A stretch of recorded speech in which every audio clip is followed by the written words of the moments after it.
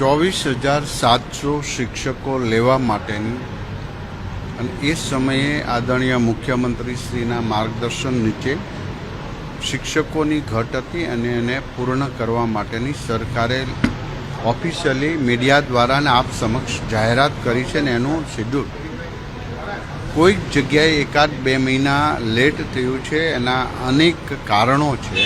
એમાંનું એક આચારસંહિતા પણ હતું જે 24,700 ભરતી કરવા માટે સરકારે જે બાંહેધરી એટલે જાહેરાત કરી છે પૂર્ણ રીતે થશે.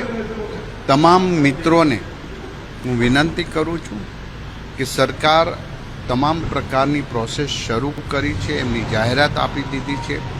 માટે કોઈ લોકોના દોરવણીમાં આવીને આવા આંદોલનમાં જોઈન્ટ ન થવું જોઈએ, કારણ કે સરકારે જે કમિટમેન્ટ 24,700નું આપ્યું છે એ ચોક્કસ પ્રકારે ભરતી થશે ને થશે.